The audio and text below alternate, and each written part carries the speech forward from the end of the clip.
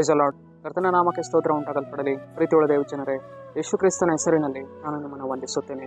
ಕೀರ್ತನೆಗಳು 85ನೇ ಅಧ್ಯಾಯ 7ನೇ ವಚನದಲ್ಲಿ ವಾಕ್ಯವು ಈ ರೀತಿಯಾಗಿ ಬರೆಯಲ್ಪಟ್ಟಿದೆ.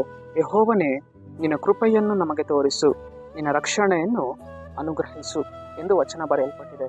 ಅಂದರೆ ಪ್ರೀತಿಯುಳ್ಳ ದೇವ ಜನರೇ, ನಮ್ಮ ದೇವರು ಜೀವಿತದಲ್ಲಿ ತನ್ನ ಕೃಪೆಯನ್ನು ಕೊಂಡು ಬರುವವನಾಗಿದ್ದಾನೆ, ರಕ್ಷಣೆಯನ್ನು ಉಂಟು ಮಾಡುವವನಾಗಿದ್ದಾನೆ.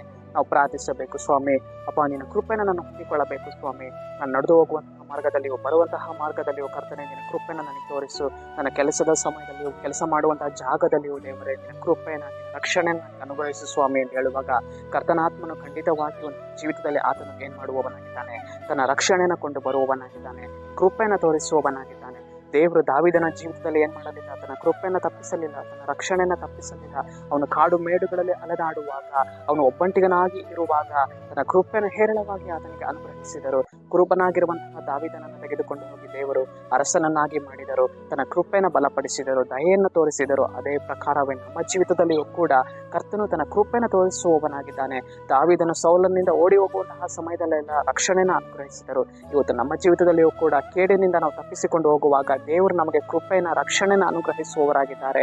ನಾವು ಇವತ್ತು ರೋಗದ ಮಂಚದಲ್ಲಿ ಮಲಗಿಕೊಂಡಿರುವಾಗ, ನಾವು ಸಾಲದ ಪರಿಸ್ಥಿತಿಯಲ್ಲಿ ಅಲೆದಾಡುವಾಗ, ಕಣ್ಣೀರಿನ ವೇದನೆಯಲ್ಲಿ ಇರುವಾಗ ದೇವರು ತನ್ನ ಕೃಪೆಯನ್ನು ನಮ್ಮ ಜೀವಿತಕ್ಕೆ ಕೊಂಡು ಬರುವವನು ಆತನಾಗಿದ್ದಾನೆ.